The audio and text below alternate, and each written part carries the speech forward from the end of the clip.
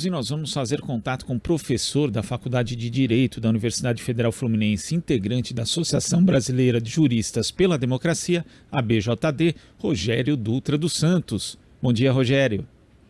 Bom dia, Glauco. Rogério, nós tivemos a divulgação desde sexta-feira de duas pesquisas nacionais abordando a eleição presidencial, numa IPESP, que foi divulgada no sábado. O ex-presidente Lula tem 44% das intenções de voto contra 36% de Jair Bolsonaro, e no Datafolha divulgado na sexta, o ex-presidente Lula tem 45% e Bolsonaro 34%. São números bastante semelhantes, outros dos principais institutos de pesquisa também mostram essa relativa estabilidade, apontando ainda a possibilidade de também a eleição acabar no primeiro turno, né? Como é que você viu essas duas pesquisas e as pesquisas, de uma forma geral, sobre a corrida presidencial, Rogério? Glauco, o que chama mais atenção nessas últimas pesquisas é que elas já são produzidas sobre o impacto do dia 7 de setembro, né? Quando o presidente Bolsonaro se utilizou do feriado da independência do Brasil para fazer campanha eleitoral, né?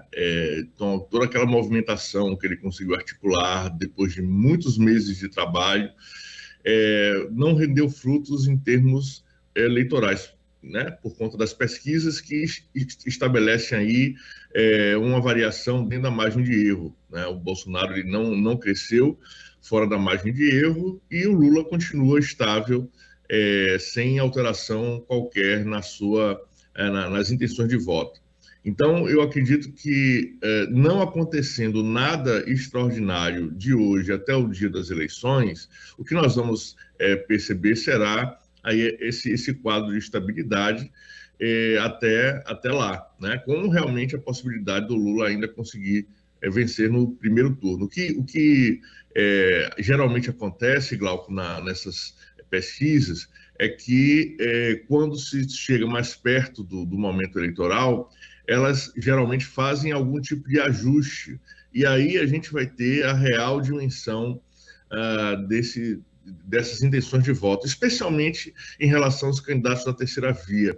Note que, por exemplo, o Ciro Gomes, ele perdeu alguns votos, poucos votos, dentro da margem de erro também, para o Bolsonaro, que indica que parte do seu eleitorado é um eleitorado de centro-direita ou de direita, né? Ao contrário do que se imaginava anteriormente, né? E o Ciro se vendia como candidato de centro-esquerda, um candidato progressista. A gente percebe que, inclusive, pelas atitudes dele, pelas declarações, ele está claramente no campo da direita. Eu acho que essas são as questões, né?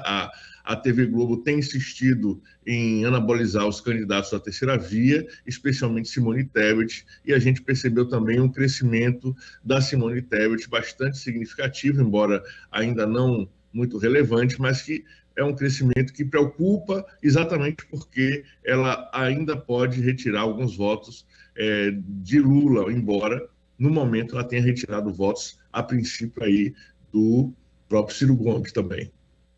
Agora, quando a gente vê esses levantamentos nas simulações de segundo turno, Dutra, é curioso porque em quase todos ali, Bolsonaro ele cresce um pouquinho além da margem de erro, né, num eventual segundo turno, em relação àquilo que ele já tem no primeiro, ou então ele acaba oscilando dentro dessa margem de erro mesmo, ou seja, ele consegue agregar muito pouco entre o primeiro e o segundo turno. Isso é uma amostra da alta rejeição dele, do isolamento político que ele acaba conseguindo produzir para si próprio? O Bolsonaro não foi capaz de articular uma grande frente de alianças para a sua reeleição. Muito pelo contrário, o Bolsonaro tem corrido sozinho, né, o cavaleiro solitário aí, tentando surfar em cima da onda do conservadorismo, né? O único grande movimento político que o Bolsonaro tem feito é em relação aos evangélicos, onde ele tem uma boa parte das intenções de voto, mais de 50%, enquanto o Lula ali oscila entre 20% e 30%, se eu não me engano. Então, a gente tem aí uma situação em que o Bolsonaro ele ainda agrega setores das classes médias, né? Pessoas entre 5 e 10 salários mínimos e o pessoal com ensino superior, mas ele perde, inclusive, naqueles que recebem ou que moram com quem recebe Auxílio Brasil, que mostra que aquela estratégia desesperada de fazer esse derrame de dinheiro de forma absolutamente imprópria nas vésperas das eleições, né, usando a máquina de Estado, ela foi absolutamente mal sucedida. Ela não rendeu votos para o Bolsonaro e Lula continua campeão aí nesses setores, né, naqueles que recebem ou moram com quem recebe Auxílio Brasil. Então, no segundo turno, eu acredito que quase todos os candidatos que pontuam estão ganhando o Bolsonaro devido exatamente à sua rejeição, né? Então, nem as alianças poucas que ele fez com os evangélicos, nem o apoio de setores de classe média garantem que o Bolsonaro diminua essa ampla rejeição que faz com que o Lula, por exemplo, ganhe do Bolsonaro na maior margem de distância entre os demais candidatos, né? Então, o Lula vence o Bolsonaro com mais de 53% no segundo turno, e os outros candidatos, Ciro, Tebet, também vencem o Bolsonaro no segundo turno, basicamente por conta da rejeição do Bolsonaro. Então, eu acredito que essa eleição está consolidada, caso não aconteça nada de extraordinário, né? E a gente tem que seguir atento, né, Glauco, para exatamente cobrir esse tipo de situação. Mas, a princípio, está tudo estável, com a possibilidade do Lula ainda conseguir alguns votos, né? Eu acredito, inclusive, que o Lula deva fazer algum movimento, ou já está fazendo algum movimento em direção a Simone Tebet, no sentido dela se aproximar da candidatura do Lula, e o Lula conseguir esses pontos aí que são suficientes para que ele leve as eleições no primeiro turno ainda. E o ex-presidente Lula ontem encontrou a ex-ministra do Meio Ambiente, Marina Silva, inclusive os dois hoje vão conceder uma entrevista coletiva à imprensa na parte da manhã, e é interessante, né, Rogério, porque havia uma relação estremecida, depois já tinha havido uma reaproximação de Marina Silva, principalmente com o candidato ao governo de São Paulo, Fernando Haddad, e agora esse encontro com Lula. Lula já tem um vice que foi um inimigo político, né? Um adversário político no passado. Agora ele também consegue restabelecer relações com Marina. Isso passa uma mensagem de alguém que de fato quer construir uma frente ampla para, inclusive, governar o Brasil depois de um mandato, para a gente dizer o mínimo, bastante problemático de Jair Bolsonaro? Certamente, Glauco, é uma resposta muito firme no sentido de mudar os rumos da política brasileira, né? O Bolsonaro, ele ocupou a presidência da República a partir de um fenômeno de mídia, de meios de comunicação, especialmente Telegram, WhatsApp, e na presidência ele se cercou dos asseclas mais próximos, vinculados inclusive às Forças Armadas, deixando a política tradicional de lado. Isso não foi positivo. O Bolsonaro teve uma péssima gestão, tanto em relação às questões de administração pública, quanto no que diz respeito ao combate ao Covid, né? Certamente, quase 1 milhão de pessoas morreram, uma boa parte delas sem necessidade durante a pandemia. O Bolsonaro foi incapaz, primeiro, não tinha interesse em combater, né? Pesquisas da USP, inclusive, identificam que o Bolsonaro combateu a medicina, combateu a ciência durante o surto da Covid, impedindo que o Sistema Único de Saúde respondesse à altura, naquele momento, à situação de desespero da população brasileira. Isso certamente colabora para a sua rejeição. E o Lula, ele demonstra, pelo contrário, uma alta capacidade de articulação política, a ideia de que um governo tem que ser para todos aqueles que, obviamente, não se coadunam com esses métodos extremos do Bolsonaro, do bolsonarismo, e essa aproximação do Lula com o Alckmin e com a Marina chancelam esse movimento, não é?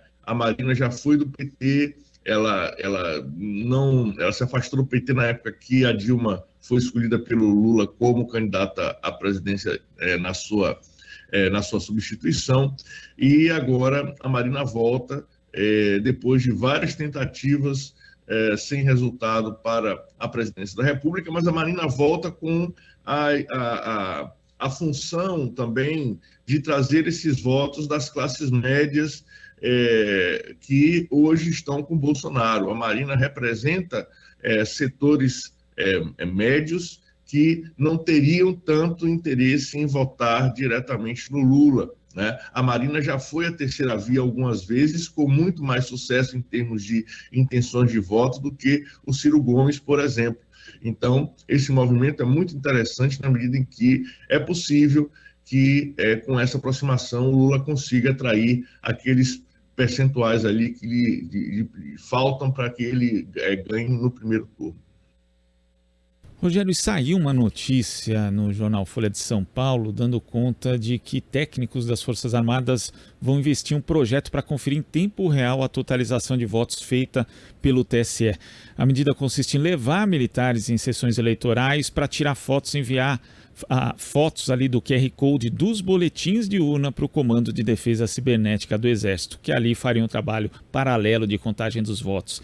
Isso seria feito com 385 boletins de urna, amostragem que, segundo os técnicos, garantiria 95% de confiabilidade.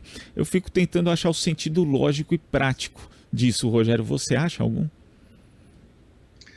Olha, mais uma mostra que as Forças Armadas estão trabalhando fortemente para a sua extinção, porque não tem nenhum sentido estatístico, lógico, tirar foto de boletim de campanha. Isso é tumultuar as eleições. As Forças Armadas estão cumprindo um péssimo papel, pelo menos esses setores que se deixam aparecer e filmar ao lado das ideias antidemocráticas do presidente da República, e as Forças Armadas, elas precisam ser responsabilizadas por esse tipo de atitude, né? Existe um sistema absolutamente confiável, o mundo todo reconhece que o sistema eleitoral brasileiro é absolutamente à prova de falhas, e as Forças Armadas estão querendo produzir factoides no sentido de